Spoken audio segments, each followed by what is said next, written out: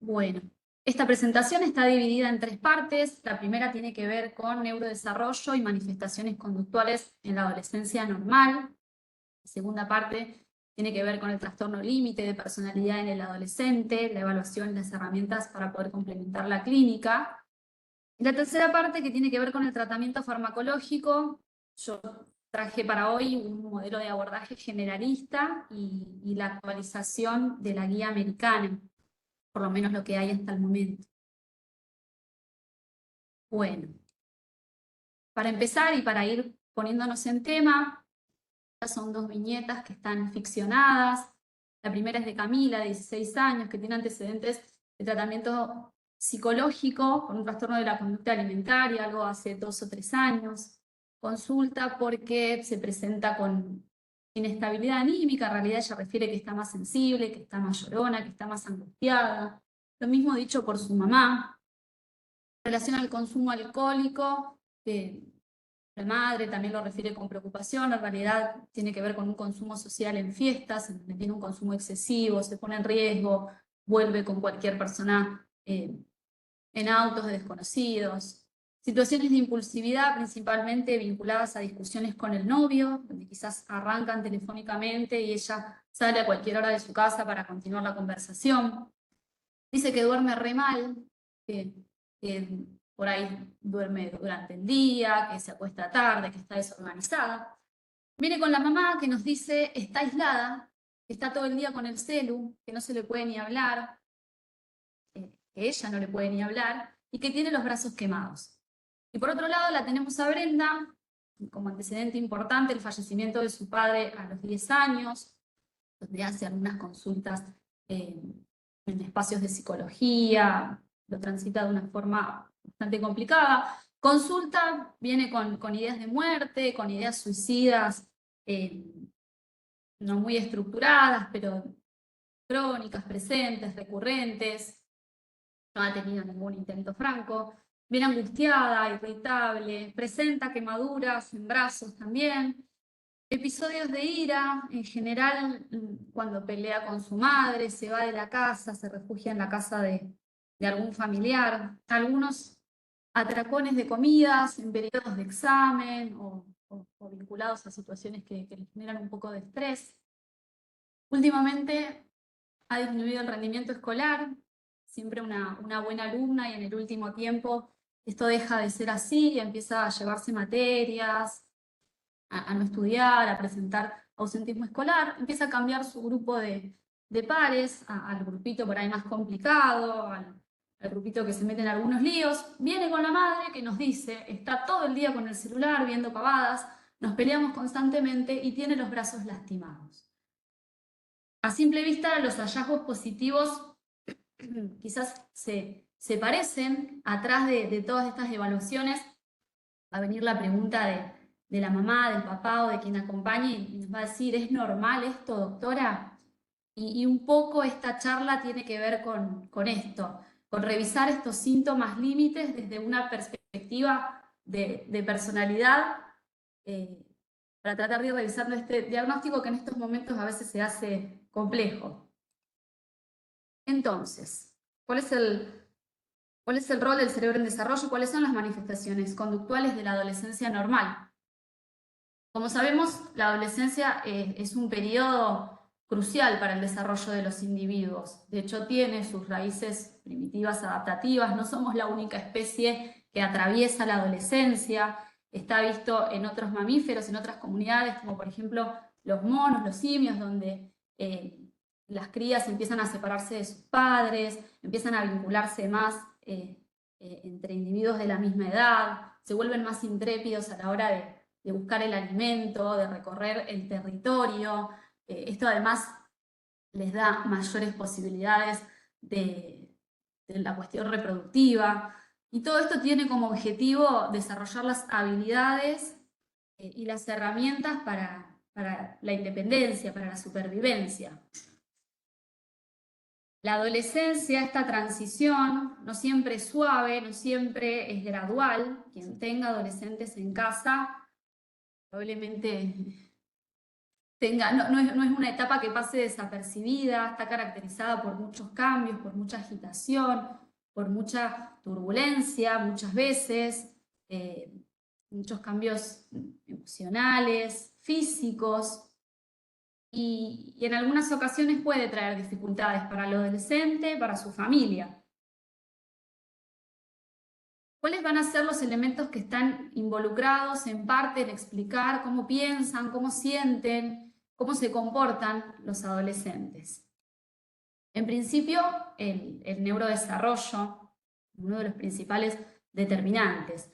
Lo que va pasando a nivel cerebral también va a imprimir una vulnerabilidad particular en esta etapa para el desarrollo de ciertos cuadros y de ciertos trastornos psiquiátricos, hoy de interés, trastornos de personalidad.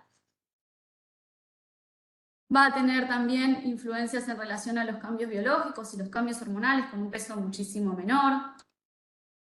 Va a tener que ver con el peso determinante que va a tener el ambiente sobre estos procesos, donde se desarrolla su familia, en fin, va a ir moldeando todo este proceso de neurodesarrollo. Y todo esto se va a ir dando en un determinado individuo, en una persona que nació con determinado temperamento, en una persona que mostró sus primeros rasgos desde los primeros meses de vida, que fue forjando su carácter en sintonía con estas cuestiones, con una determinada personalidad.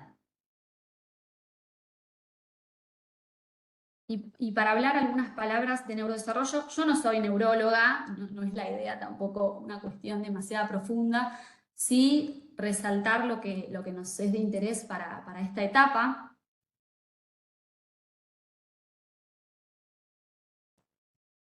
El neurodesarrollo es un proceso dinámico que implica expansión y construcción de circuitos y regresión, sincronización de otros. En los niveles más elementales implica la poda sináptica y la mielinización, que si bien se dan antes de la adolescencia, obviamente, adquieren características particulares, se vuelven más pronunciadas, más específicas, hacen que los circuitos sean más veloces, más eficaces, más complejos. Todo esto en pos de ir reconfigurando el cerebro en una forma adulta, a expensas del adelgazamiento de las cortezas. Todo esto se da de una forma en particular, empieza a haber especificidad regional, cambio en las conexiones, refinamientos de redes, es decir, cómo madura el cerebro, que no es solo a expensas del adelgazamiento de la corteza, sino que también implica pasar de reclutamiento de circuitos más difusos hacia circuitos más complejos que permiten desarrollar justamente tareas más sofisticadas.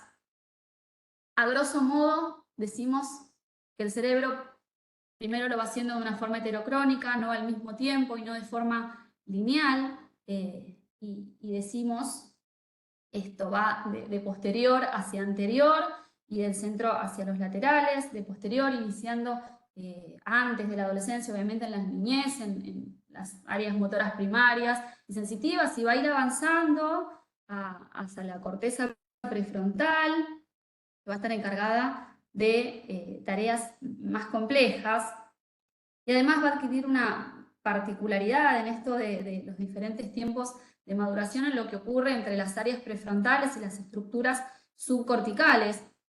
El sistema límbico, las áreas de la recompensa van a madurar de forma más temprana, se van a ir desarrollando de forma más temprana, la adolescencia temprana justamente, y el área prefrontal lo va a hacer de una forma más tardía, va a continuar desarrollándose incluso sobre la adultez. Esto va a generar una disparidad entre el componente intelectual y emocional, es decir, los adolescentes se encuentran con un sistema emocional hiperreactivo, más desarrollado, pero las estrategias para afrontar o para tomar decisiones aún están inmaduras, y bueno, y esto suele generar algunas complicaciones. Esto es solo a modo de recordatorio algunas de las funciones en las que está involucrada la corteza prefrontal, la toma de decisiones, en fin, nada, esto es solo a modo de repaso. Tenemos una situación particular también en lo que ocurre a nivel del circuito de la recompensa, el sistema dopaminérgico involucrado en este circuito y demás estructuras, que en realidad lo que sucede es que se ve que los adolescentes son más sensibles a las actividades gratificantes de la recompensa. Esto tiene que ver con las diferentes alteraciones que se dan, con las diferencias en la maduración. Lo que se ve es que en general presentan una mayor actividad de las estructuras que están involucradas en el circuito versus los adultos y los niños en relación a estímulos grandes, y una respuesta atenuada cuando esos estímulos son anticipados o débiles. Esto se viene a sumar con una respuesta particular a los estímulos aversivos, a esos estímulos que nos avisan sobre un potencial peligro o daño. Se ve que los adolescentes parecieran ser menos evasivos de daños que los adultos. Hay situaciones puntuales de omisión de recompensa que se da a nivel amigdalino o de mayor activación, porque lo que ocurre a nivel prefrontal es una menor activación frente a la pena, a la tristeza detectada frente a los adultos. La retroalimentación negativa parece madurar más tarde, no está ahí el cable de freno aún. Esto se ve en algunas evaluaciones con cartas, por ejemplo, los test de recompensas con dinero, donde se ve que tardan más en cambiar la elección en barajas perdedoras. Y esta insensibilidad a los estímulos aversivos y la mayor sensibilidad a recompensas los vuelve más propensos no solo al uso de sustancias, por ejemplo, a la toma de riesgos, a la búsqueda de novedad y a otras conductas que también vemos que son propias de esta etapa, que los vuelve más vulnerables. Hay una situación particular también con el comportamiento social y el desarrollo cognitivo. En esta hiperreactividad amigdalina que se ve, está la teoría de las cogniciones frías y las cogniciones calientes. Y esto es que en situaciones neutrales la posibilidad de tomar decisiones y el razonamiento lógico es más parecida a la de un adulto, pero cuando estas situaciones están atravesadas por una carga afectiva, esto cambia y lo que ocurre es que no suelen tomar las mejores decisiones en contextos emocionales, no suelen tomar las mejores decisiones que pueden en contextos emocionales. Esto, por ejemplo, lo miden con simuladores de manejo, donde ponen al adolescente en este simulador de manejo y frente al semáforo en rojo lo que se ve es que si va solo, lo más probable es que frene. Ahora, cuando el adolescente va acompañado por 1, 2, 3 amigos, la probabilidad de que ese semáforo lo pase en rojo aumenta. Y además aumenta en relación a la cantidad de amigos que hay en el auto, por ejemplo, una de las evaluaciones que se usa. Pero para integrar y resumir todo lo que acabo de decir, en realidad el cerebro debe mantener cierto grado de estabilidad funcional sin dejar de ser lo suficiente maleable para ir adaptándose a lo que ocurre alrededor.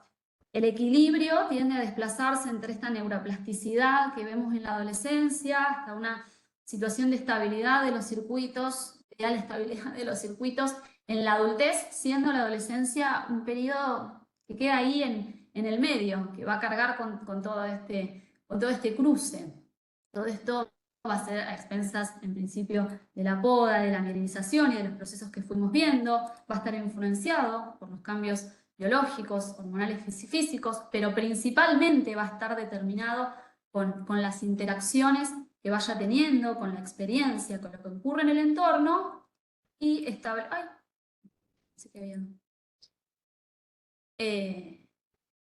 y en determinada personalidad, enmarcado en determinada personalidad.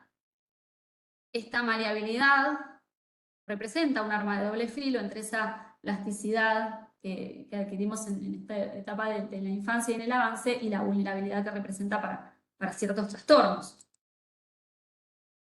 Entonces, con esto que vimos, ¿cuáles van a ser las características de la adolescencia?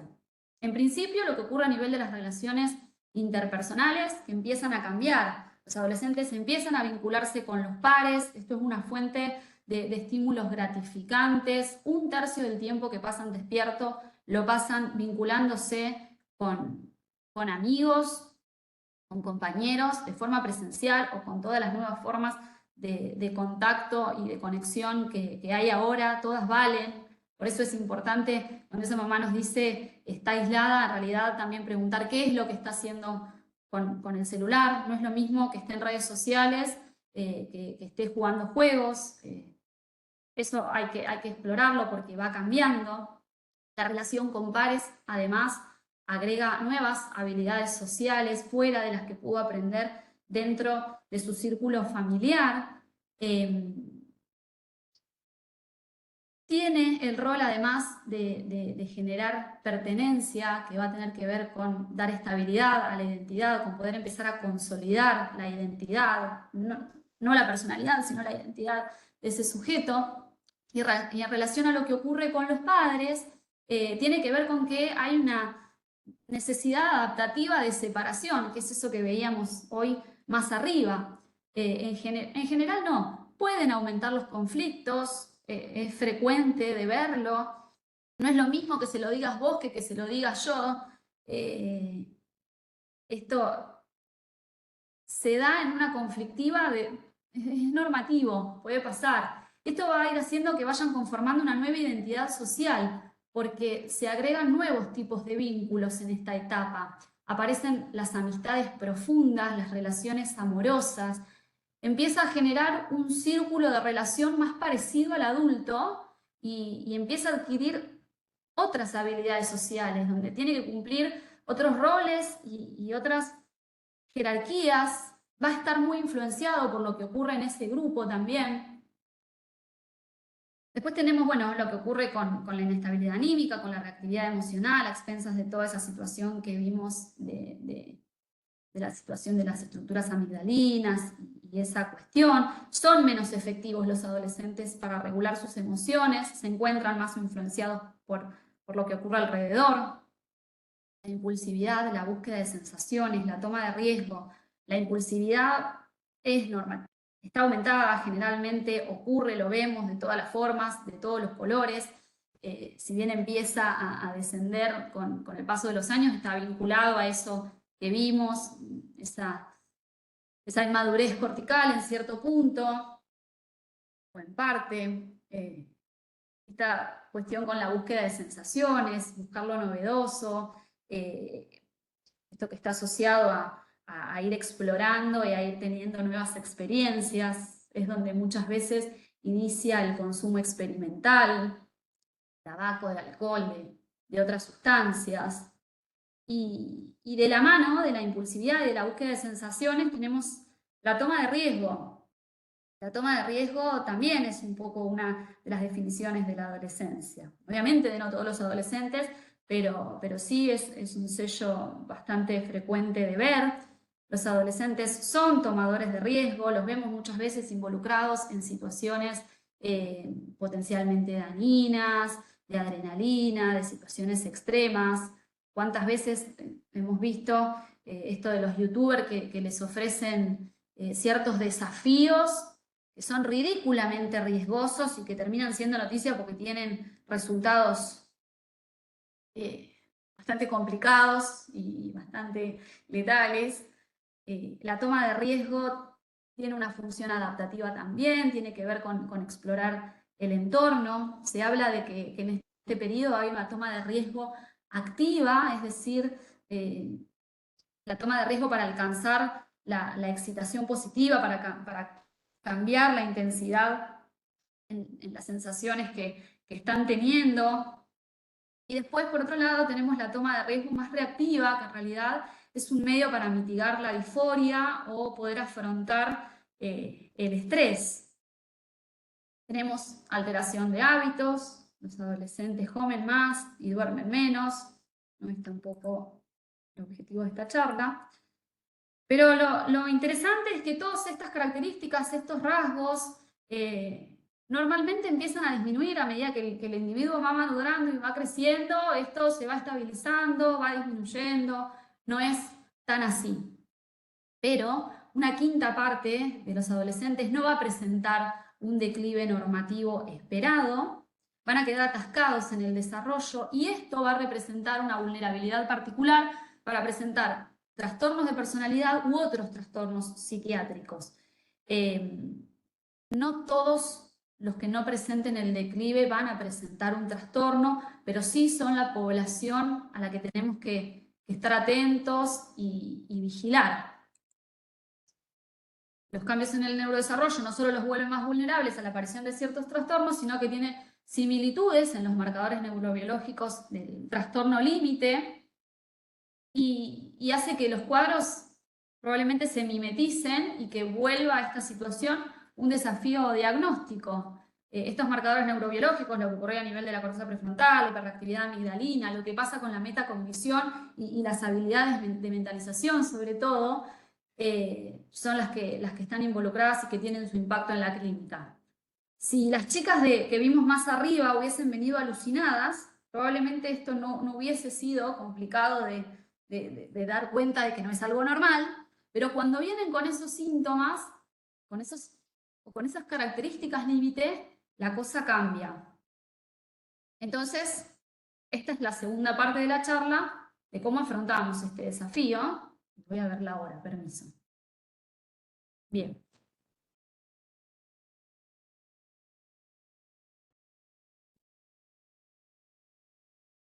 Me tomo un minutito para mostrar esto que es el modelo de desarrollo psicopatológico de la patología de la personalidad. Este artículo, esta autora, es una de las referentes a nivel de personalidad y reúne un poco los últimos hallazgos en relación a esto y es bastante interesante cómo lo plantean. Habla de que durante la preadolescencia surgen problemas internalizantes o externalizantes, características, patologías internalizantes o externalizantes, con una tendencia de género. Se vio que las cuestiones internalizantes están más asociadas al sexo femenino y que las externalizantes más a los varones, y que si esto persiste y en presencia de vulnerabilidad biológica y de predisponentes y de factores de riesgo, se genera la plataforma para el asentamiento de la patología de la personalidad. La patología de la personalidad es la función desadaptativa del self. Esto es el no poder generar un autoconcepto coherente. Esto se puede hacer recién a partir de la adolescencia, porque esta situación depende de esa habilidad metacognitiva que hablábamos hoy más arriba, entre otras cosas. Y si esta patología de la personalidad persiste, no se atiende, no se detecta, hay factores de riesgo, hay eventos estresantes, hay situaciones de abuso, si continúa latente, ahí sí ya avanzamos a la cristalización del trastorno de personalidad en sí durante la adolescencia o más adelante, que va a tener su consecuente impacto en las funciones sociales, personales, académicas, que ya conocemos de los trastornos de personalidad. Entonces se dice que la patología de la personalidad emerge en la adolescencia porque es el momento en el que se puede hacer, porque está asociado a esta situación, que es un poco más estable, es moderadamente estable, no tanto como el trastorno de personalidad, pero un poco más que la patología internalizante y externalizante y la posibilidad de que esto se vuelva a comprometer el desarrollo. Bien, ¿y cómo evaluamos clínicamente la personalidad en esta etapa? En principio, como todas las evaluaciones en nuestra práctica, todo lo que tenga que ver con recolectar los antecedentes, factores de riesgo y de vulnerabilidad, situaciones de abuso, de crianza desadaptativa, maltrato por pares, todo lo que tenga que ver con un apego desorganizado. Vamos a tratar de buscar que haya un ambiente invalidante, que no siempre es patológico, pero sí es uno de los elementos que se necesitan y que están asociados a la regulación emocional. Bueno, antecedentes de cuadros de patología internalizante o externalizante. Vamos a acudir a lo que nos puedan aportar otras fuentes, como los padres principalmente, que son quienes los traen o quienes los acompañan. Muchas veces nos pasa que estos chicos o no detectan que esté pasando nada malo, no ven nada como problemático, está todo bien, y son los padres después quienes nos marcan a dónde están las complicaciones, cuáles son las conductas, etc. O al revés. Muchas veces nos pasa que recibimos adolescentes nos hablan de un montón de experiencias y de vivencias internas negativas y de que nos hablan cómo es ese vínculo sin que sea un vínculo disfuncional con los papás, por ejemplo, en este caso, y después se sientan los padres y nos hablan, pero está bárbaro, yo no le veo nada de malo, no encuentro qué le está pasando. Y otro punto interesante es lo que nos puede aportar en este sentido colegio, de escolaridad, ¿no? Es frecuente de ver esto que le pasaba a la chica de más arriba, ese declive cognitivo, ese declive en lo académico. Siempre han tenido por ahí un desarrollo estándar, normal, han sido buenos alumnos, abanderados, y de repente llegan a esta etapa y eso cambia de forma dramática. Y tiene que ver no con una cuestión intelectual, sino con esto, con los vínculos, con cómo afrontan las cosas, de estar en crisis, tiene que ver con otras cuestiones. Vamos a tomarnos el tiempo de evaluar bien su alrededor. ¿Quiénes son sus amigos? ¿Cuáles son sus gustos? ¿Cuáles son sus referentes? ¿Qué pasa alrededor de todo eso? ¿Quién es su grupo de pertenencia? Eso también nos va a ayudar a ir diferenciando qué tiene que ver con algo esperado y qué no. Esto que hablábamos de ver qué hacen con el celular. No es lo mismo que estén aislados jugando un juego en solitario o un juego en contacto con otros o que esté usando redes. Explorar todo eso también nos va a dar muchas pautas para ir determinando qué es normal y qué no. Vamos a hacer una exploración de las comorbilidades, que muchas veces es una situación compleja, hay determinados cuadros que vuelven la cosa mucho más compleja todavía. La comorbilidad sabemos que es altísima en los trastornos de personalidad y cuando se mezcla con cuadros ejemplo de bipolaridad, se hace difícil y toma tiempo ir descubriendo qué cosa tiene que ver con qué, pero al menos tener presente que la comorbilidad hay que buscarla porque suele estar y hay que atenderla. Nos vamos a detener en explorar la funcionalidad del síntoma. Muchas veces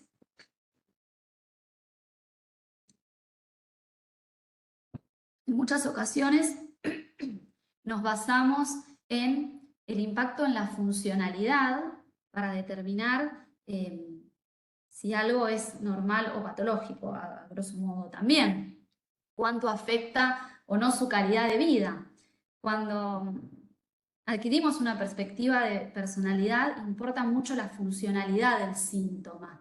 No solo cuánto lo está deteriorando o no eso que está haciendo, pero por qué lo está haciendo también. Por ejemplo, en el caso de las chicas, ambas traían los brazos quemados.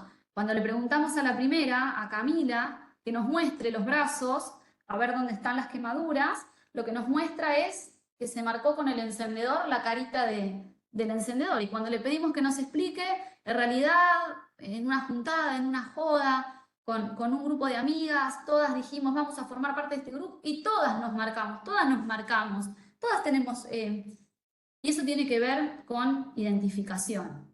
En cambio, Brenda, cuando le pedimos que nos muestre, vemos que tiene quemaduras de cigarrillo, que además tiene cortes superficiales en piernas, y cuando le preguntamos por qué lo hace, lo más probable que Brenda nos diga para aliviarme, para aliviar mi dolor, para no sentir lo que siento, lo hago en las crisis, lo hago cuando me desbordo, y en realidad esa quemadura tiene que ver con que Brenda está desregulada y lo está haciendo en pos de regular esa emoción. Entonces, ¿por qué lo están haciendo? Eso es lo que nos tenemos que tomar el tiempo de preguntar.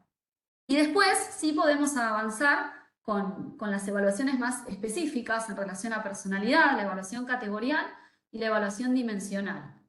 Voy a... La evaluación categorial, la evaluación categorial del DSM-5, que es la que vemos en la sección 2, que es la más característica, que son los 9 criterios diagnósticos para trastorno límite de personalidad, donde tiene que marcar 5 de 9 para poder hacer diagnóstico. Cuando hay dudas o cuando queremos profundizar, a veces es útil tener los criterios o preguntarlos directamente o en su relato, sobre todo si es un chico que se puede explayar bien y que hable bien, lo van diciendo ellos. Los esfuerzos frenéticos para evitar el abandono real o imaginado. Muchas veces pasa que una semana después o a los días de haberse peleado con las amigas, aparece la sobreingesta o se cortó. No siempre es en el momento. Unos días después aparece la sobreingesta. O los padres se fueron de vacaciones, aparece el corte. O nosotros, los terapeutas, nos vamos de vacaciones, aparecen los cortes, las sobreingestas, esto aparece. Toda la inestabilidad en las relaciones interpersonales, en esta situación de blanco-negro, de hoy son mis mejores amigas y viene la otra sesión y no, ahora mis nuevas amigas son estas, con estas me peleé, los vamos a ver que van cambiando de grupo en grupo permanentemente sin hacer pie. La alteración de la identidad, que es un criterio bastante complejo también de evaluar en esta etapa, por eso que hablábamos de que la identidad se está consolidando en este momento, pero hay cuestiones específicas que nos van orientando, ahora las vamos a ver. Bueno, la impulsividad, nos vamos a basar en esto, de ver qué funcionalidad tiene esa impulsividad, todo lo que tiene que ver con las conductas de autodaño, que son bastante características. El sentimiento crónico de vacío, que lo dicen, me siento vacío, siento que nada me llena, siento que de todo me aburro, lo suelen relatar y de esta forma. Las cuestiones disociativas, que no siempre son esas micropsicosis en crisis, sino que a veces podemos ir viendo en su discurso cuando se está gestando quizás una próxima crisis o una situación de malestar, empezamos a ver algunas pinceladas por ahí paranoides en el discurso, esto también es habitual de ver. Y eso en cuanto a la evaluación categorial. Muchas veces se puede mostrar los criterios y charlar uno a uno y es válido y a veces ayuda. Y después tenemos el modelo alternativo, que no me voy a detener demasiado, pero el modelo alternativo es el modelo que aparece en la sección 3 del DCM, es un modelo híbrido que combina los criterios y las dimensiones. En esta sección no están más los 10 trastornos de personalidad específicos que aparecen en la sección 2, se reducen a 6. Acá queda el esquizotípico, el antisocial, el narcisista, el paranoide, el evitativo y el obsesivo compulsivo. Y se basa en dos criterios fundamentales. El primero tiene que ver con el funcionamiento de la personalidad y plantea una escala sobre el nivel de deterioro que tiene la personalidad, una escala que va desde ningún deterioro a una situación de extremo deterioro de la personalidad, y se dice que a partir de un deterioro moderado estamos en presencia de trastorno de personalidad, es decir, para poder hacer el diagnóstico tiene que haber un deterioro moderado en el funcionamiento de la personalidad, y va a evaluar puntualmente estos dos elementos, el self y lo interpersonal. Y dentro del self, la identidad y la autodirección. Y dentro de lo interpersonal, la empatía y la intimidad. El tema de la identidad que les decía hoy, a veces es complejo de evaluar en esta etapa, pero si sospechamos que hay patología límite de personalidad, por ahí no en otros cuadros como los narcisistas, pero sí en patología de personalidad, preguntarle cómo te describirías es un poco sacarles el banquito donde están apoyados, porque empiezan, no sé qué decirte, no sé cómo soy, nunca supe cómo soy, no puedo decir nada, bueno, definime vos, mamá, y empiezan a hacer agua. Cuando les pedimos que armen un relato, una autobiografía, también vamos a ver baches y cuestiones que hablan de esa identidad difusa. Vamos a hacer la exploración de la autodirección, cómo le va en el cole, cambió su rendimiento, qué hace, si hace otro tipo de actividades, si le interesa, si las sostiene o si va de cosa en cosa, de actividad en actividad, sin poder concretarlas, qué hace en el tiempo libre. Vamos a preguntar y profundizar en estas cuestiones porque van a ser importantes y las tenemos que retomar en cada sesión porque es muy cambiante. Muchas veces vienen con un montón de síntomas o con todos los criterios que vimos más arriba y los tienen todos y y por ahí vienen a la otra sesión y son una persona completamente diferente. Entonces, estas cuestiones, este funcionamiento hay que ir evaluándolo. En relación a lo interpersonal, vamos a explorar vínculos. ¿Cómo son sus vínculos? ¿Cómo se relaciona? ¿Cómo se relacionaba antes? ¿Cómo se relaciona ahora? ¿Le interesan los vínculos? ¿No le interesan? ¿Es indiferente? ¿Está alejado porque no los puede afrontar? ¿Qué pasa con las crisis? ¿Qué pasa con sus amigas? ¿Son tus amigas de toda la vida? Sí, son los del jardín. En estos pacientes no. Hay un constante cambio. Muchas veces dicen, no tengo ningún amigo. Y después en el discurso vemos que la situación es otra. En fin. Y después tenemos el criterio B, que tiene que ver con los dominios y con los rasgos. Y en este caso,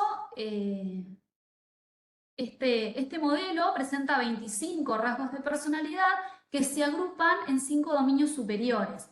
Los dominios superiores son esos que vemos ahí: la afectividad negativa, el desapego, el antagonismo, la desinhibición y el psicoticismo. Y cada dominio superior agrupa determinados rasgos de personalidad. Y nos permite armar patrones. Por ejemplo, para hacer el diagnóstico de trastorno límite de personalidad, debería haber un funcionamiento de la personalidad, una disfunción de la personalidad moderada y 4 de 7 rasgos de estos que refiere que se asocian al trastorno límite, de por ejemplo los cuales impulsividad, toma de riesgo u hostilidad, alguno de esos tiene que estar. Esto evita que caigamos en trastorno de personalidad no especificado. Podemos decir que hay un trastorno de personalidad de determinada gravedad asociado a tales rasgos, y podemos armar un perfil porque no siempre es fácil encasillarlos dentro de un trastorno, pero sí podemos decir que es un trastorno de personalidad a predominio de afectividad negativa, de hostilidad, de lo que sea. Clínicamente es mucho más rico. Bien. El cuadro clínico del TLP en el adolescente, en general se presentan con síntomas más agudos a la cabeza, las conductas autolesivas sin intención suicida y los comportamientos suicidas.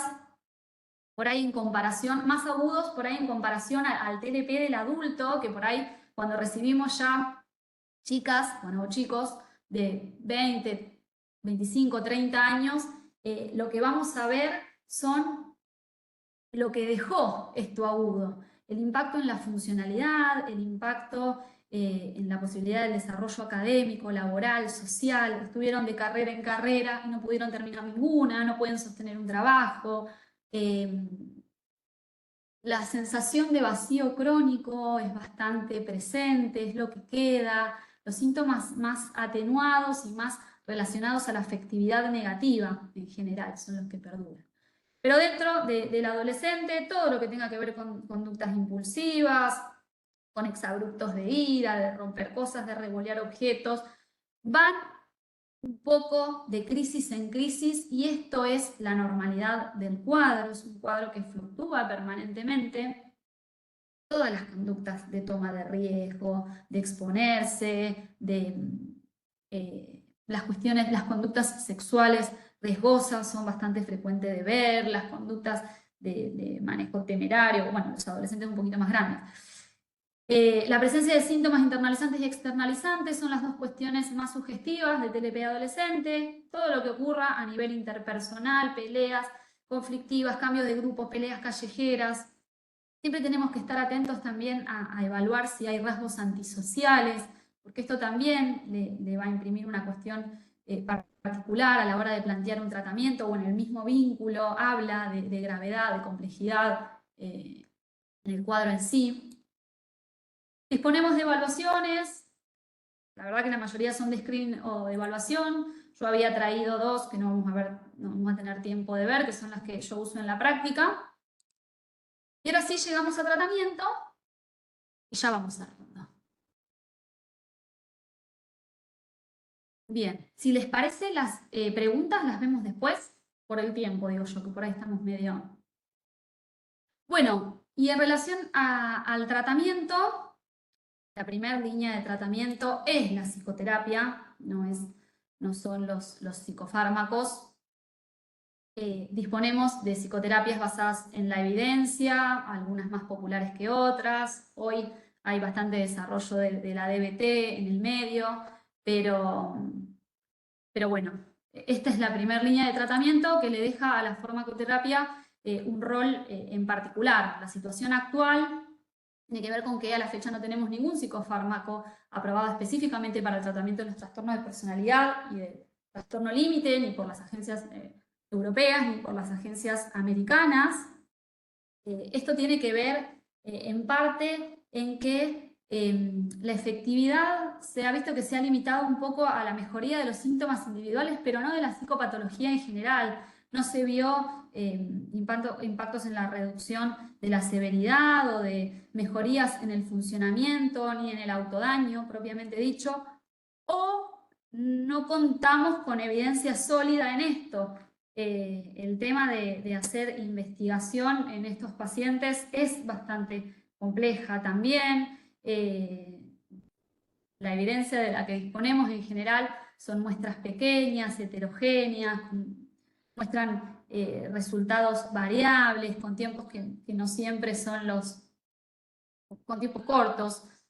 El tema es que más allá de que no haya ningún fármaco aprobado, la prescripción se ve que es alta, más del 90%, refieren en general los autores, recibe al menos un psicofármaco. El rol de la farmacoterapia está determinado hoy como un coadyuvante de intervenciones psicoterapéuticas y psicosociales asociados a una psicoterapia en particular. Contamos con guías en donde las recomendaciones son variadas y difieren sobre cuándo está recomendada la medicación, bajo qué circunstancias, el tipo, la duración, en fin. Bueno, esto es un poco de por qué no había aprobación. Como les decía, contamos con guías que van a diferir, pero se ven ciertas tendencias, opiniones dispares. Por ahí la línea americana tiende más a avalan este uso off-label de fármacos a partir de la detección de blancos de tratamiento, y después tenemos la línea europea, la NICE, los australianos. Los australianos vienen haciendo un gran trabajo en lo que es trastorno límite desde hace varios años y tienen una conducta más reticente, dejar la medicación reservada para comorbilidad o para situaciones particulares de crisis. Son muy cautos a la hora de indicar la medicación por tiempos muy cortos, no más de una semana. Hay opiniones muy dispares porque no hay no hay información tan concluyente aún, pero sí se ponen de acuerdo en algunas cuestiones, en esto que decíamos, no es la primera línea de tratamiento, evitar la polifarmacia, que a veces es fácil de caer en esta situación porque tenemos tantos blancos de tratamiento o es tan variada la clínica, los síntomas que podemos detectar, que es fácil caer en este lugar. Todas presentan evidencia y opinión cruzada en relación a fármacos y a su efectividad. Todas hacen mención o desaconsejan el uso de benzodiazepinas por su potencial situación de abuso, de dependencia, el riesgo que tienen estos pacientes en caer en estas situaciones, por el tema de la desinhibición, por el uso que a veces se da en algunos contextos.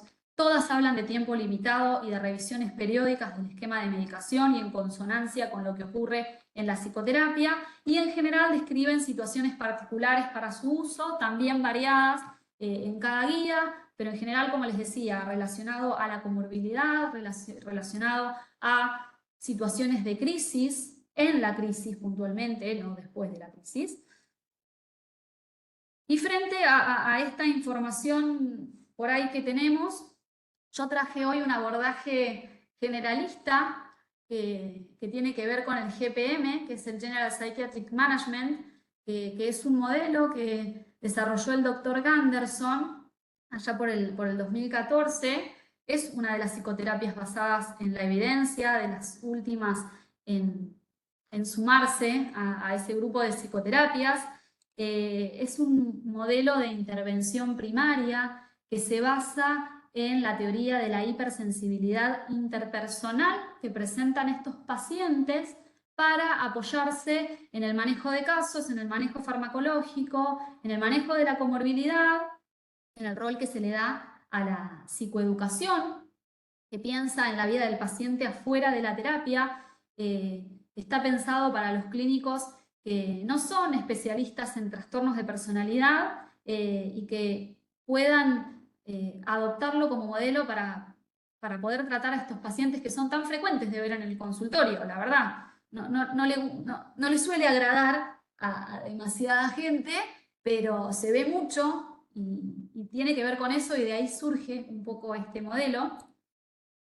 Plantea una situación particular para la psicofarmacología. Hoy vamos a abocarnos a la selección de la medicación, que tiene que ver con la evaluación del estado actual, de los factores relevantes al caso, de conocer la evidencia de las medicaciones disponibles y su impacto en el cuadro, y habla de hacer una evaluación del estado del paciente, poder discriminar si hay sintomatología leve o grave, siendo esta la indicación en general para psicoterapia, y del contexto, porque no es lo mismo medicar en internación, en ambulatorio o en una sala, en una guardia. Habla de que una vez identificados los síntomas severos, detectemos y definamos cuáles van a ser nuestros blancos de tratamiento que van a ser susceptibles al tratamiento farmacológico, porque después hay otros blancos que la medicación no les va a hacer nada: la sensibilidad interpersonal, la difusión de la identidad, la sensación de vacío crónico. Bien, y define síntomas afectivos, en general enojo, ira, síntomas conductuales, agresividad, impulsividad, y síntomas de desregulación cognitivo-perceptual. Y para esto plantea, en principio, para los síntomas afectivos, estabilizadores del ánimo. Originalmente, hace algunas décadas, la primera línea eran los antidepresivos. Esto dejó de ser así hace más de 10 años. Los antidepresivos quedaron limitados al tratamiento de las comorbilidades, no como primera línea del tratamiento. Sin embargo, son de las medicaciones que más se prescriben en los trastornos de personalidad. En general solemos recibir a los pacientes medicados con antidepresivos y sin ningún tipo de cambio en los síntomas afectivos muchas veces. Entonces se propone como primera línea estabilizadores del ánimo. Si identificamos blancos de tratamiento farmacológico, apelar a estabilizadores del ánimo o antipsicóticos de segunda generación en bajas dosis, recomienda la guía. Si esto no funciona, cambiar de clase. Y si hay síntomas cognitivo-perceptuales, la indicación son antipsicóticos de segunda generación en bajas dosis, y si no, cambiar el fármaco si no está funcionando. Desaconseja el uso de la carbamazepina porque no mostró efectividad, de litio por su perfil farmacológico y de las benzodiazepinas por lo que veíamos hoy. Y esto es lo que les decía, que en realidad es el borrador, es un spoiler, porque este es el borrador de la guía americana. Es una guía que no se actualizaba desde el 2010, había quedado bastante desactualizada. En mayo de este año publicaron el borrador, en junio abrieron la posibilidad de hacer comentarios, cerró y se espera que salga ahora en julio ya el definitivo, ahora a fines de julio, el definitivo. En resumen, habla de 3 situaciones en particular. La primera tiene que ver con revisar la clínica antes de iniciar la medicación, y esto es, se indica que se revise la coexistencia de trastornos comórbidos siempre para poder adjuntar estas cuestiones en relación a la farmacoterapia, no solamente resalté esas, obviamente. En revisar si hay trastornos comórbidos, en revisar las psicoterapias previas. Sí, ya hice terapia, pero no me funcionó. Bueno, ¿qué terapia hiciste? ¿Cuándo la hiciste? ¿Cómo la hiciste? No es solamente que vaya al psicólogo. Revisar qué tratamientos, otros tratamientos no farmacológicos ha hecho, grupos de habilidades, a dónde se ha sumado, qué ensayos en medicamentos anteriores presenta y cuáles son los que está tomando ahora. Todo esto antes de iniciar un nuevo tratamiento, con esto de que muchas veces ya vienen con medicación. Bien. Hace esta salvedad: si la respuesta ha sido mínima, puede ser preferible suspender el medicamento y volver a evaluar la necesidad de farmacoterapia. Cambia también, en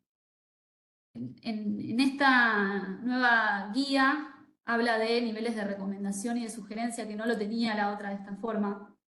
Bien, y en relación a los principios de la farmacoterapia, hace hincapié en esto, que sea limitado en el tiempo, que se dirija a abordar los blancos de tratamiento farmacológico específico y que sea adyuvante de la psicoterapia. Habla de cuáles podrían ser los blancos de tratamiento útiles, que son similares a los que vimos más arriba.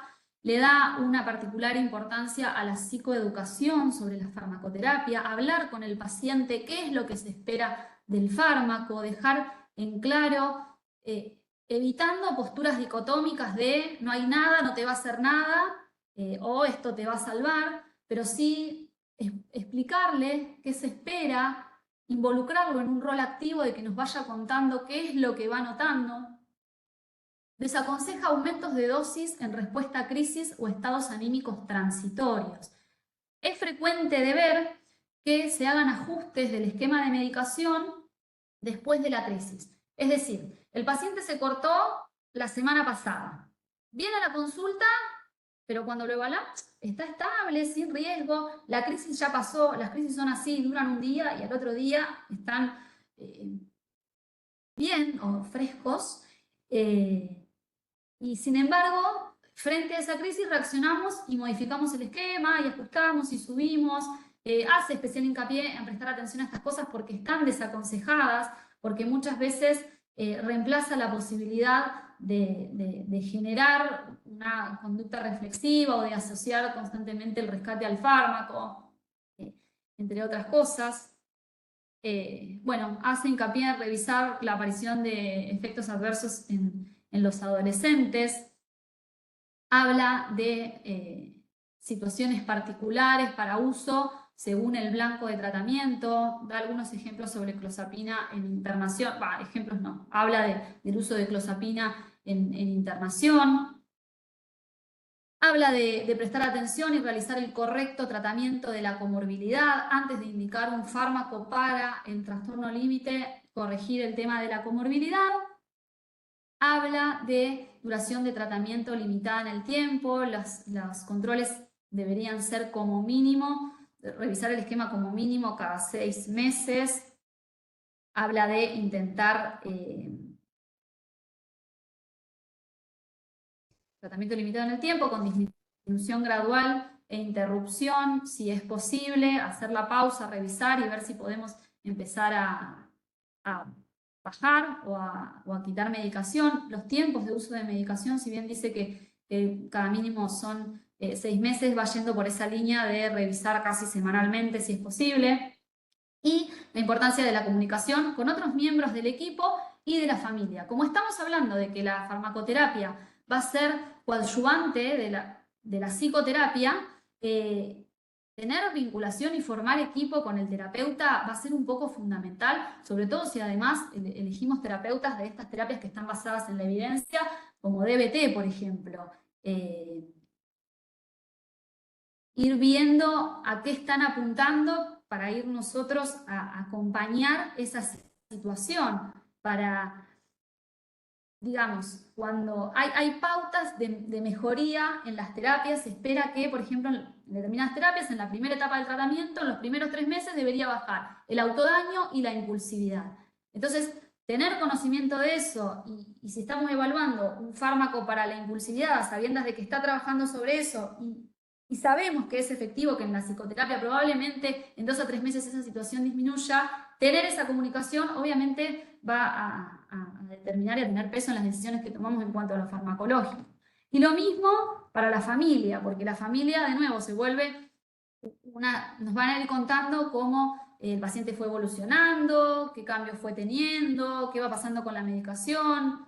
Hace hincapié en tener presente este tipo de cuestiones.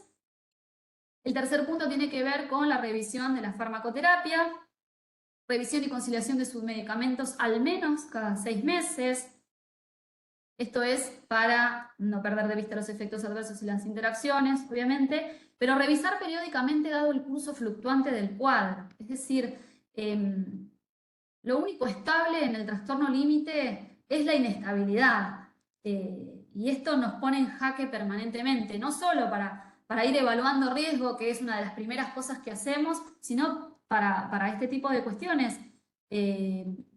Tenemos que estar atentos a este tipo de modificaciones, a sabiendas de cómo fluctúan y de cómo funcionan. A medida que vamos conociendo el paciente, sabemos cuándo se está por venir la crisis, frente a qué cosas es más sensible, más vulnerable, cuándo es esperable que lo veamos de determinada manera.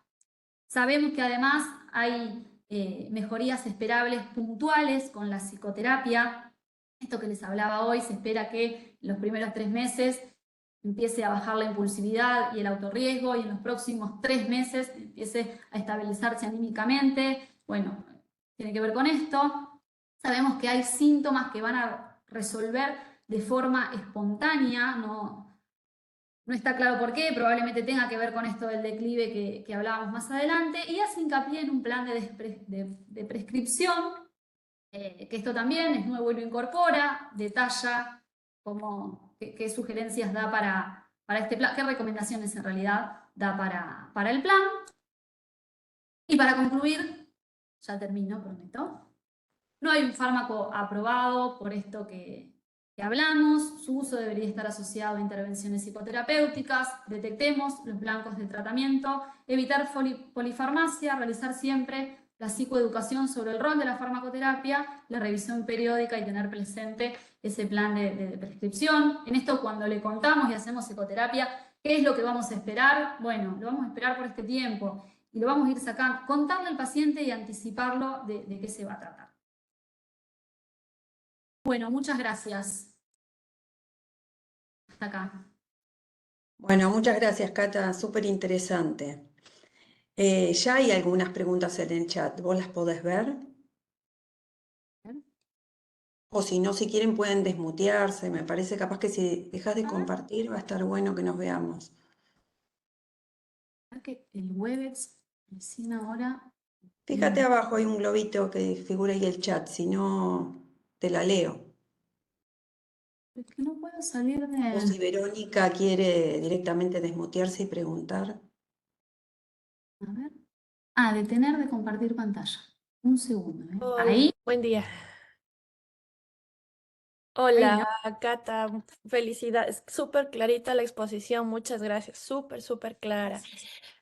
Mi pregunta era cómo hablamos de trastornos de personalidad en adolescentes. Siempre ha sido esa la duda de cómo darles el diagnóstico, porque claramente es como que cumplen con los criterios, van ahí, pero ¿cómo les dices a una chica de 15, 16 años que ya está? O sea, ¿cómo darles el diagnóstico? Porque lo que yo entendía cuando hice el posgrado era de que no, la personalidad a partir de los 18 y que no debes dar el diagnóstico y es.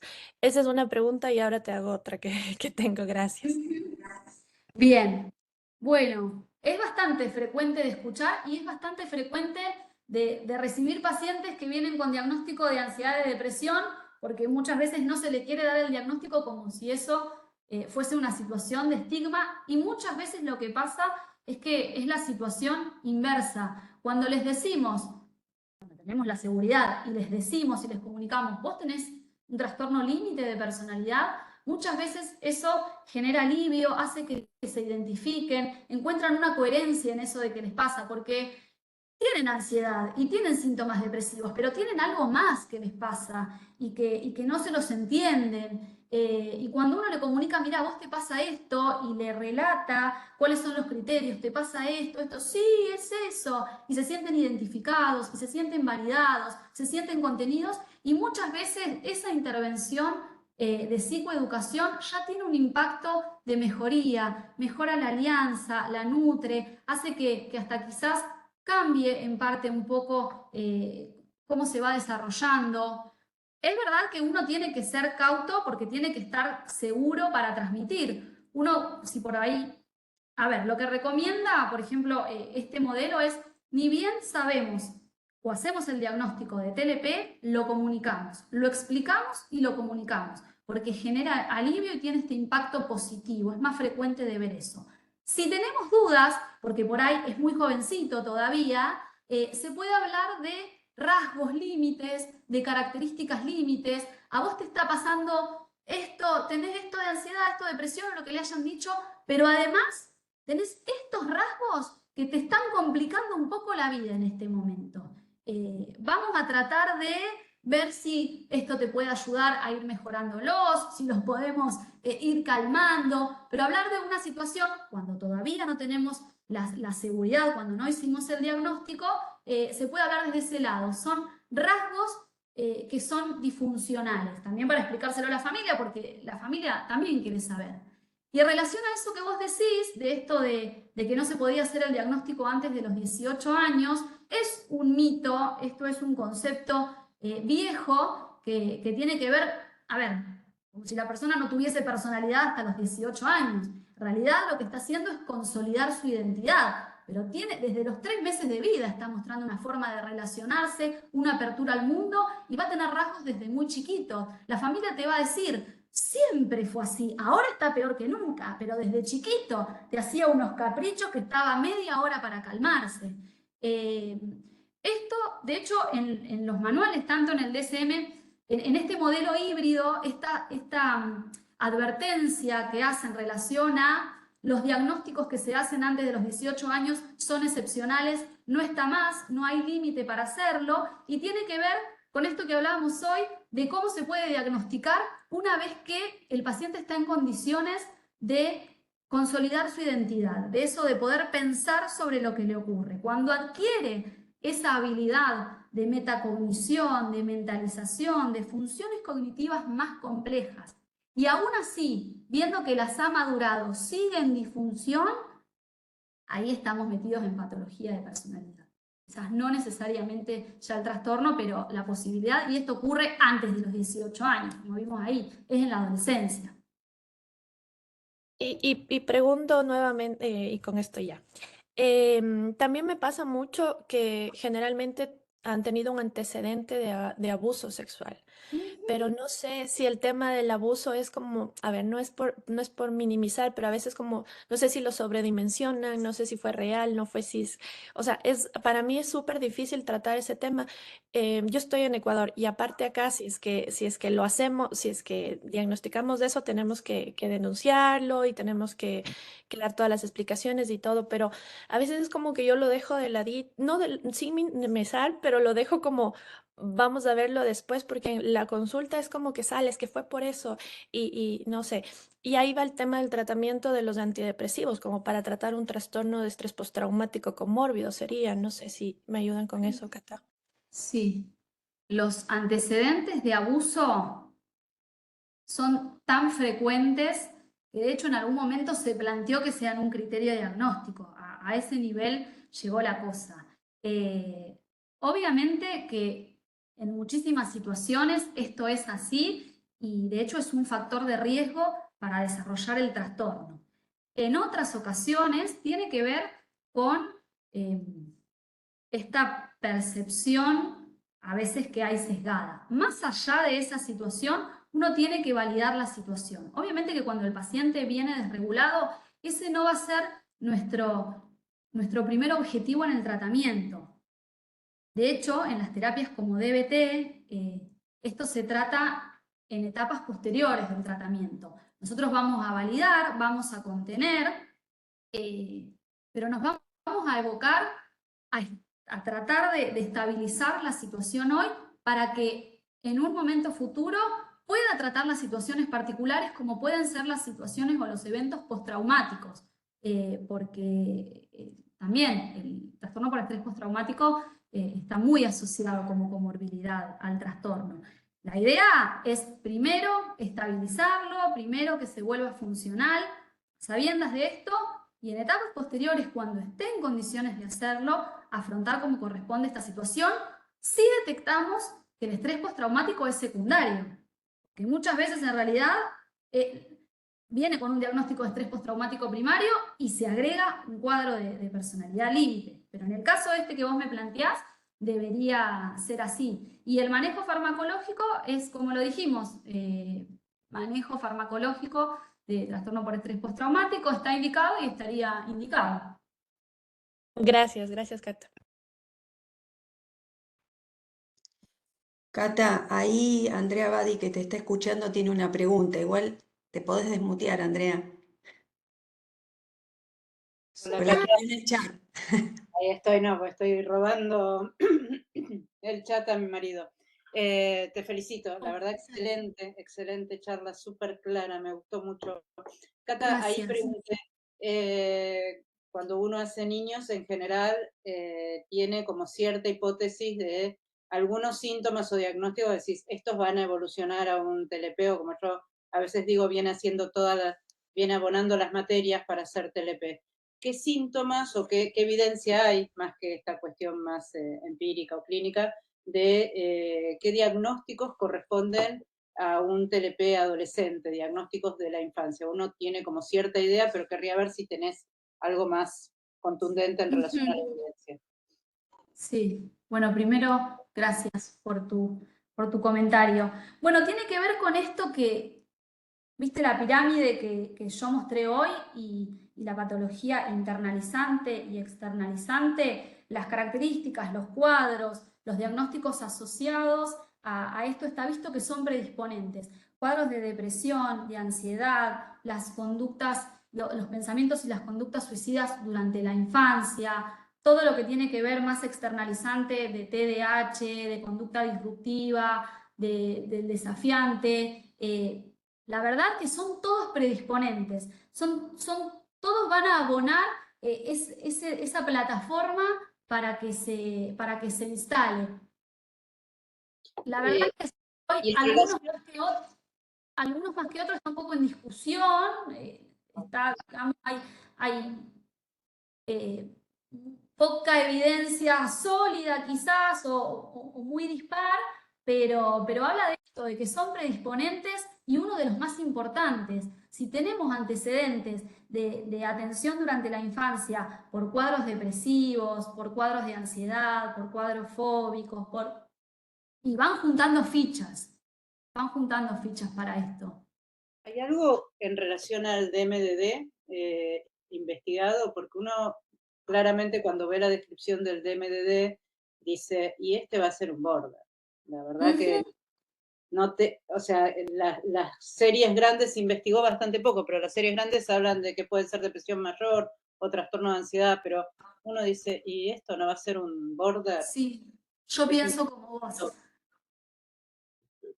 El Disruptive Multi-Regulation Disorder, acá me pregunta Mario qué es. Sí, yo pienso un poco como vos.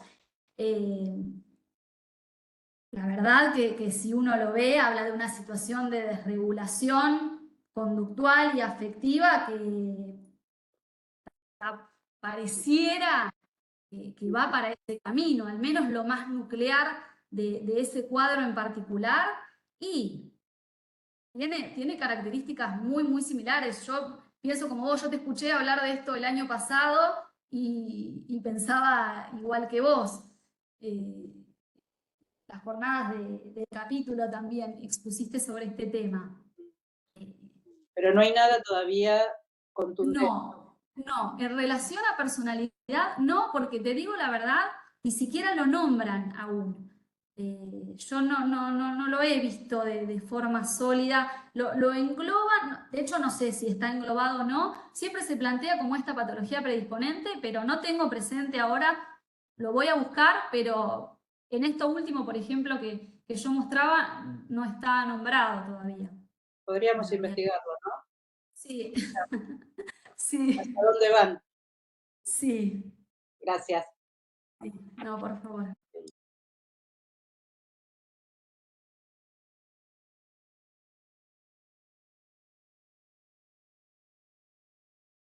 Bueno. Cata, ¿y en la práctica se usa el modelo alternativo? En la práctica de los que hacemos personalidad, sí, porque aporta mucho desde la clínica. No se usa quizás porque a veces es un poco engorroso y uno tiene que estar familiarizado con el modelo, pero la verdad es que es muy rico desde la clínica, nos aporta mucho a la formulación del caso también, pero bueno, quizás quienes no hagan personalidad, no sé si lo suelen usar. Siempre la crítica es un poco esa. Es difícil manualizarlo, es difícil. Porque lógica, con la lógica que tiene, iría como más de acuerdo con cómo uno piensa después la farmacoterapia, ¿o no? Ujú, claro, y sí, y sí. Como más sintomática, identificando rasgos puntuales, blancos Ujú, puntuales, ¿no? sí, sí. ¿Puedo hacer una pregunta? Por favor, sí, buen día. Buen día, doctora. Primero la quiero felicitar.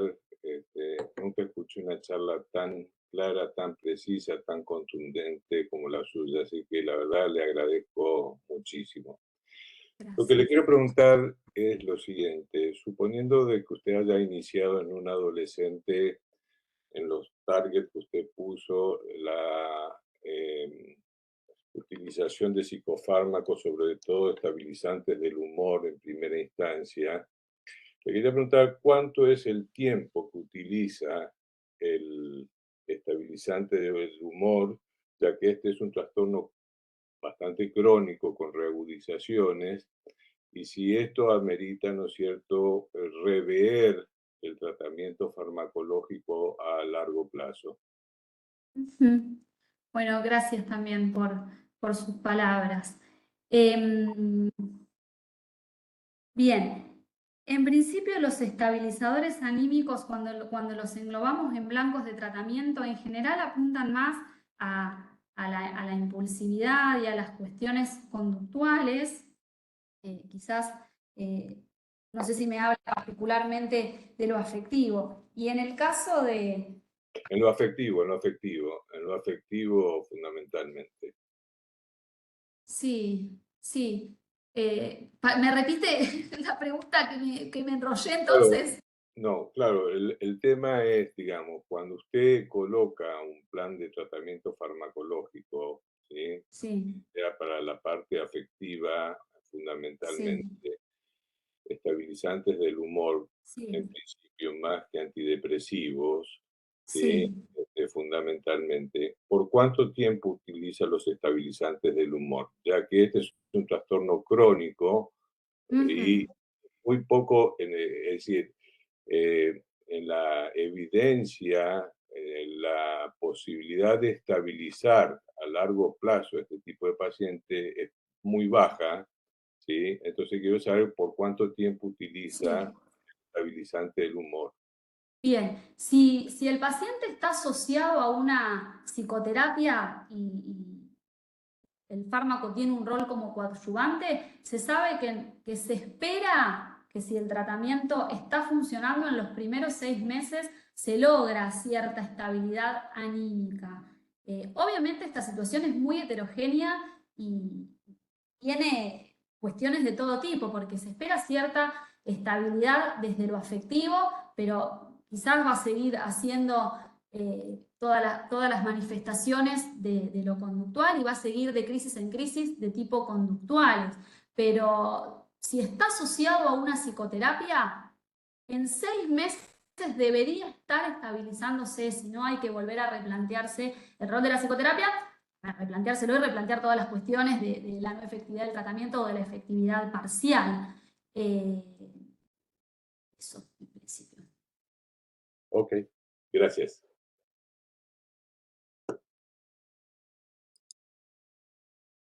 Damián, ¿vos querés preguntar algo? Hola. Te doy la manito. Sí. Bueno, un poco me sumo a las felicitaciones de Mario por la exposición, me pareció muy, muy buena, muy completa y muy clínica mm, y cuidadosa por la psicofarmacología, ¿no? Mi pregunta lo corre un poco del TLP y me voy más algo mencionaste sobre esquizotipia, ¿no? Eh, y, y bueno, la pregunta también venía por el lado de lo que preguntó Mario en cuanto a los tiempos, ¿no? Porque pensando en el uso de antipsicóticos, en esquizotipia, esquizotipia entendida por ahí como una forma o rasgos esquizotípicos de personalidad, o trastorno de personalidad, bueno, no me voy a meter mucho ahí, o en como un estadio clínico, siguiendo un modelo de estadios clínicos, ¿no? En la evolución donde muchos entran dentro de los estados de alto riesgo, donde hay alucinaciones alguna vez, o personas adolescentes, ¿no? Con raros, con algunos síntomas paranoicos, pero que van y vienen, ¿no? Entonces eso, bueno, la pregunta va más orientada, bueno, al tratamiento que se le da, psicofarmacológico, si lo sostienen y cuánto tiempo lo sostienen, pensando un poco en los efectos no solo positivos ni negativos que puedan llegar a tener los antipsicóticos en una adolescencia, ¿no? Bien. Bien, bueno, en principio la evidencia sobre esto es bajísima. Los últimos estudios se hicieron, no sé, hace más de 10, de 15 años, con muestras súper pequeñas. Hoy lo que se decreta en relación a eso tiene que ver también con una postura de blancos de tratamiento. Primero que son pacientes que en general no siempre consultan. Digamos, es raro a veces ver un trastorno paranoide de la personalidad en el consultorio. Cuando lo hacen es porque ya explotó la crisis o se hizo muy sintomático o lo detectó la familia. Ahí elegimos la medicación y en realidad uno lo va siguiendo porque no es solamente ir atrás del síntoma, sino también entender cuál es su patrón de comportamiento. Va muy atado a la evaluación de riesgo. Todo el clúster A son los raros, son los excéntricos, y es bastante complejo también de seguirlo, pero la línea tiene que ver con eso, identificar el blanco de tratamiento e ir haciendo un seguimiento. A ver, en relación a estos trastornos en particular, las guías hablan muy por arriba. Entonces queda un poco atado a opinión de expertos, a este tipo de evidencia.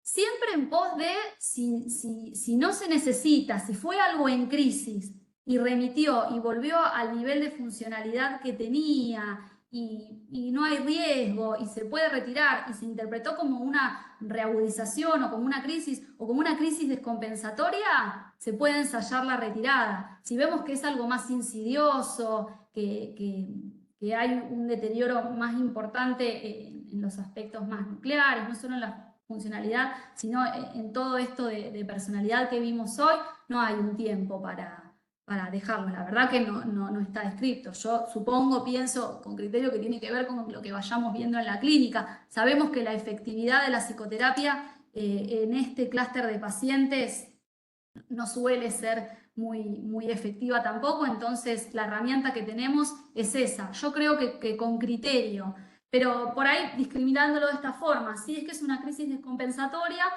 o si ya es un avance en la disfunción. Muchas veces sí avanzan a las esquizofrenias o a cuadros psicóticos propiamente dichos. Bien, gracias. No, pues, pensaba también, ¿no? que cuando mejoran con el tratamiento, quizá la familia atrás, cuando uno piensa en hacer una prescripción, con el tiempo, la familia, no, está bien así, vamos a tratar de sostenerlo porque está bien así, uno tendría que hacer el trabajo inverso, no el de prescribir, sino el de convencer de intentar una retirada o una reducción, ¿no? Para ver qué pasa y ver cómo evoluciona esa esquizotipia, digo, ¿no? Más que nada, esas formas frustras de lo que sería quizá una esquizofrenia más adelante. Digo, porque muchos evolucionan hacia esquizofrenia, Sí. pero Sí, otros sí, se quedan ahí. Exacto. Gracias. Bueno, ¿qué les parece? Son 11:30, no sé si hay alguna otra pregunta, si nos damos Sí, por yo finalizada la tenía una actividad. pregunta. Sí, Bueno, la última, dale. dale. Primero también agradecerte la exposición, súper didáctica y desde el inicio del neurodesarrollo hasta la clínica y tratamiento, todo súper. Bueno, súper generoso. Te quería preguntar, ¿qué guías recomendás para padres o para pacientes de psicoeducación? Y eso me interesaba como para aportar así a la familia. Y la otra pregunta era, en realidad un poco como parecido a lo de Damián, pero yo escuché a Damián Rodante que él le da poco tiempo y para el síntoma, que es justo el opuesto, ¿no? En realidad yo hago también una cosa más intermedia, como lo de los 6 meses en los casos de TLP, porque uno va tratando de, como decía también Damián, de prescribir y de prescribir, ir viendo cómo van y siguiéndolos. Pero bueno, te quería preguntar qué pensabas de eso, si en Sí. algún caso tuviste que hacerlo. Sí. Bueno, gracias Karina también por tus comentarios. En principio, las guías, te recomiendo la guía australiana. La guía Sí. australiana, las guías europeas le dan mucha bola a la atención primaria, al trastorno de personalidad, se atiende, se asiste, es conocido, hay grupos, hay acceso, quizás también eso, la conducta en relación a la farmacoterapia, por ahí no siempre llegan porque ya nos están atendiendo desde antes. Y los australianos en eso son unos capos. Te la podés bajar de forma gratuita. Si querés, yo dejé mi mail. Después de última te las paso. Porque obviamente hacen mucho hincapié en la adolescencia. Y por otro lado, el GPM, el abordaje este que yo les planteaba, sacó ahora el año pasado el manual, o sea, la adaptación del modelo a los adolescentes. Y la particularidad es que se enfoca mucho en la psicoeducación a padres. Por ahí el acceso está un poco más limitado, hay que, digamos, no es de pública difusión, hay que comprar el manual, debe haber algunas cosas, es más, de hecho, escribime que te paso lo que necesites, pero hace mucho hincapié en el rol de la psicoeducación familiar en estas situaciones. Está muy bueno también. Bárbaro, muchas gracias. Me habías preguntado Sí, el tema sí. de esto del clúster A, que son tan difíciles a veces. Muchas veces lo que pasa es que la reactivación de los síntomas a la reagudización de los síntomas está relacionada digamos, a los estresores. Entonces hacen la crisis ahí, cuando de repente los presionan a que empiecen un trabajo o de repente tienen que ir a pagar algún trámite o se mandaron un quilombazo familiar y muchas veces hasta catapulta internaciones. A mí me ha tocado que en general estos pacientes no es tan frecuente de recibirlos en el consultorio, porque no vienen, porque no consultan, menos si no hay familia atenta, pero sí me ha tocado verlos en internación y a sabiendas de que muchas veces la descompensación es reactiva a lo que está ocurriendo alrededor, uno puede optar por usar el fármaco en ese tiempo y reevaluar, porque si hasta anterior vino más o menos funcionando, digamos, sin demasiado riesgo y ahí medio estable, se puede intentar de esa forma. De nuevo, medicar Claro. en la crisis, digamos, en la descompensación del cuadro y después ir evaluando. Claro, sí. Está, gracias, muchas gracias. No, de nada. Gracias a todos por estar ahí, escuchar todo tiempo que duró y pues más. Bueno, muchas gracias, Catalina. Gracias, Cata. Bueno. Un breve comentario me dejás, Flor, Sí. que a mí me ayudó muchísimo en mi práctica lo del GPM, ¿sí? Cuando me puse a leer eso, eran pacientes que la realidad es que no quería atender y me parece que está buenísimo que lo puedan leer, más la gente que hace guardias también, porque la verdad hay intervenciones, ¿no? que sugiere el manual para inclusive situaciones de guardia. Entonces, nada, recomendarlo nomás. Exacto. Sí, en eso que decíamos hoy, ver en qué contexto estamos medicando, ahí es cuando aparece el manejo de crisis en guardia. Son intervenciones primarias. Se está viendo ahora, se está trabajando por la posibilidad de hacer todas las traducciones al español, porque el Comité Latinoamericano recién ahora lo estamos formando, en realidad se empezó desde el año pasado, el anterior, en pandemia, se empezó a charlar de esto. Está por ahí más desarrollado, sí, en Brasil y tiene las traducciones, pero al español todavía no, estamos en eso, así que se espera que próximamente también se derribe esa barrera del idioma y que se pueda a conocer un poco más, porque no se conoce, pero tiene eso que uno lo puede aprender en muy corto tiempo, no hace falta que esté un año formándose, no por desmerecer obviamente, pero uno en jornadas de 1 o 2 días ya puede adquirir un montón de herramientas que lo van a ayudar en la clínica para no querer sacárselos de encima y por ahí tener un par de pautas más de manejo. Sí. Sí, me encantó, lo recomiendo. Sí, somos 2. Gracias. Bueno. Bien. Bueno, ahora sí, ¿no?